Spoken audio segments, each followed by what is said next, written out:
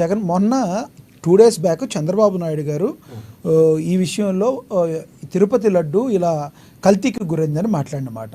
అయితే నిన్న జగన్మోహన్ రెడ్డి గారు పెట్టి ప్రెస్ మీట్, ఇది డైవర్షన్ పాలిటిక్స్ చేస్తున్నారు, ఏదైతే ఆంధ్రప్రదేశ్లో మేము ఏవైతే మీరు ఇచ్చిన హామీల్ని నెరవేర్చలేదని అడుగుతున్నామో ఆ టైంలో డైవర్షన్ పాలిటిక్స్ చేయడంలో ఇలాంటి నీచమైన రాజకీయానికి చంద్రబాబు దిగజారని చెప్పి ఆరోపణలు చేశారు. ఒకవేళ అదే విధమైనటువంటి పరిస్థితి కనుక ఉంటే సిబిఐ ఎంక్వైరీ పెట్టించమనండి, ఆయన డిమాండ్ చేయమనండి, సిబిఐ ఎంక్వైరీ పెట్టించమనండి. సిబిఐ ఎంక్వైరీ పెట్టిస్తే అది ఏం జరిగింది, ఎప్పుడు జరిగింది, ఎప్పటి నుంచి అది సప్లై చేస్తున్నారు, ఎప్పటి నుంచి ఆ జీవోలు ఉన్నాయి, ఎప్పటి నుంచి వాళ్ళ యొక్క అటానమస్ బాడీ యొక్క ఆ సర్క్యులర్స్ ఎప్పటి నుంచి ఉన్నాయి, ఎప్పటి నుంచి ఆ యొక్క ఆయిల్ సప్లై చేస్తున్నారు అనేది తెలిసిపోతుంది.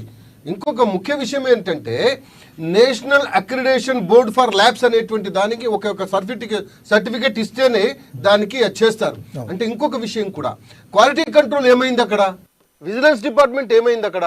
ఇప్పుడు ఒక విషయం ఏంటంటే దాదాపుగా 15,000 మందికి పైగా పనిచేస్తున్నటువంటి ఆ టీటీడీ దేవస్థానం అటానమస్ బాడీ, అటువంటి దాంట్లో వచ్చే చాలా మంది అక్కడ పనిచేస్తున్నటువంటి విధర్మీయులు పనిచేస్తున్నారు అని చెప్పేసి ఇప్పటికి కూడా అభిజ్ఞ వర్గాల ద్వారా తెలుస్తున్నటువంటి పరిస్థితి. ఆదివారం నాడు, శుక్రవారం నాడు అక్కడ ప్రేయర్స్ జరుగుతున్నాయటువంటి అని చెప్తూ ఉన్నారు. అంటే రాజకీయ పునరావాస కేంద్రం ఒకటే కాకుండా ఇవాళ అన్యమత వాళ్ళను కూడా అందులో ఉద్యోగాలు ఇప్పించి చేస్తున్నటువంటి లౌకికవాదము అనేటువంటి పేరు చెప్పి ఇవాళ ఎండోమెంట్ డిపార్ట్మెంట్ నుంచి అక్కడ, అవునండి ఎండోమెంట్ డిపార్ట్మెంట్లో అన్ని రకాలైనటువంటి రిలీజియస్ మనుషులు ఉంటారని చెబుతూ తిరుమల తిరుపతి దేవస్థానంలో మాకు ఆరాధ్య దైవం అనేటువంటి మా మనోభావంతో సంబంధించినటువంటి ఇవాళ ఒక విషయం చెప్తానండి. ఇవాళ కొన్ని ఏండ్ల క్రితము ఇప్పుడు మనం ఎట్లయితే ఏది అయ్యప్పకి వెళ్తామో స్వామియే శరణమయ్యప్ప అని చెప్పేసి ఇరుముడి కట్టుకొని మనం వెళ్తున్నాం, ఇప్పటికి కూడా వెళ్తున్నాం. ఇంతకు ముందు ఏదైతే ఈ రోడ్లు లేనప్పుడు, ఇవన్నీ లేనప్పుడు వెంకటేశ్వర స్వామి దగ్గరికి ఎలా వచ్చేవారంటే ఈ యొక్క తెల్ల బట్టను పసుపులో ముంచి వాళ్ళు కట్టుకొని ఇరుముడి కట్టుకొని ఏడుకొండవాడ వెంకటరమణ గోవింద గోవింద అనుకుంటూ నడుచుకుంటూ వెళ్ళేవాళ్ళు, చెప్పులు లేకుండా బ్రహ్మాండమైన ఆ యొక్క అడవిలో నడుచుకుంటూ వెళ్ళేటువంటి వాళ్ళు. ఇవాళ పరిస్థితి ఎంత దారుణంగా మారిపోయిందో ఒకసారి. కొంతమంది అంటుంటారు అదట టూరిజం డెవలప్మెంట్ ప్లేసు, దాన్ని ఏరియల్ రోప్ పెడదామని చెప్పేసి ఇంతకుముందు అనేటువంటి పరిస్థితి. అంటే నేను అనేది ఏంటంటే వీళ్ళందరూ చేస్తున్నటువంటి ఈ యొక్క అకృత్యాలు ఏవైతే ఉన్నాయో, నేను ఎవరైనా సరే ఒక విషయం చెప్తున్నాను, ఇవాళ ధార్మిక కేంద్రాలు అంటే హిందూ ధార్మిక కేంద్రాలు మాత్రమే ప్రభుత్వ ఆధీనంలో ఎందుకు ఉండాలి? ప్రభుత్వ ఆధీనంలో ఉండాల్సినటువంటి అవసరం ఏమొచ్చింది? ఇవాళ మస్జిదులు లేవు, ఇవాళ చర్చిలు లేవు, వీటన్నిటినేమో వదిలిపెట్టేస్తారు. ఒక హిందూ దేవీ దేవతల యొక్క హిందూ ఆలయాలు మాత్రమే దేవాదాయ ధర్మాదాయ ఆదాయమే, మొత్తం ఆదాయమే ఉండేటువంటి పరిస్థితి వాళ్ళకు. అంటే ఇంకొక ముఖ్య విషయం చెప్తున్నాను, ధూపదీప నైవేద్యాలు లేనటువంటి అనేకమైనటువంటి వేలాది గుళ్ళున్నాయి, వాటిని కాపాడేటువంటి, వాటిని ప్రోత్సహించేటువంటి, వాటికి ఏది కనీసం అక్కడ ఉండేటువంటి అయ్యగారికి ఇచ్చేటువంటి పరిస్థితి లేనటువంటి పరిస్థితులలో అరే మీరెవరు అసలు? గవర్నమెంట్ డిపార్ట్మెంట్ ఎందుకు మాకు? ఇప్పుడు ఇవాళ శారదాపీఠం ఉంది, ఇవాళ కంచిపీఠం ఉంది, ఇవాళ అనేకమైనటువంటి పీఠాలు ఉన్నాయి, వాళ్ళ కింద అనేకమైనటువంటి టెంపుల్స్ నడుస్తూ ఉన్నాయి, ఇవాళ భవ్యంగా నడుస్తున్నాయి. ఇవాళ ఒకసారి కంచిపీఠం కింద చూస్తే కొన్ని లక్షలాది కోట్లాది రూపాయల ఏది వాళ్ళతో అంటే డిస్ట్రిబ్యూషన్ జరుగుతూ ఉంది అక్కడ, కానీ బ్రహ్మాండంగా భవ్యంగా జరుగుతున్నాయి. ప్రతిరోజు వెంకటేశ్వర స్వామి అందరి నోళ్ళలో నానుడే.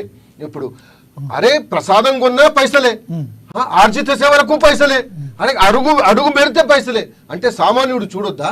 ఇంతకుముందు ఇదే ఆయన కూర్చొని ఆయన ఏమంటాడు, అరే దేవుని దగ్గర 10 నిమిషాలు ఉంటాడు, 10 నిమిషాలకి ఎక్కువ కూర్చుంటాడు కదా, దానికి 10,000 వేసి, దానికి 2,000 వేసి, అరే దానికి 500 ఉందా, 8,000 వేసి, 10,000 వేసి. అంటే ఎవడిష్టం ఇది? ఎవడు నువ్వెవరు అసలు?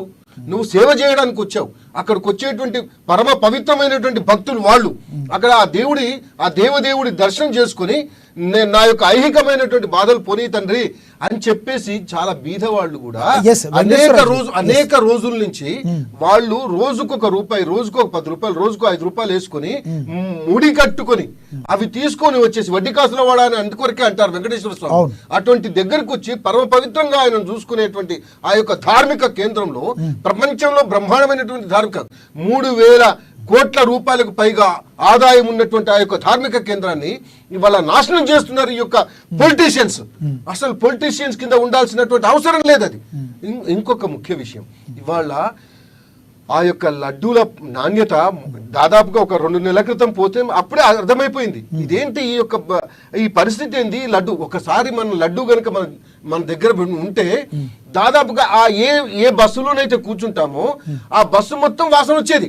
అరే తిరుమల నుంచి వస్తున్నారా, తిరుపతి నుంచి వస్తున్నారా అని పక్క వాళ్ళు అడిగేవాళ్ళు లడ్డు తీసుకొని. అంటే తిరుమల తిరుపతి దేవస్థానం అంటేనే లడ్డు ప్రసాదం, లడ్డు ఫేమస్, అది ప్రపంచంలో ఫేమస్ అయినటువంటి పరిస్థితి.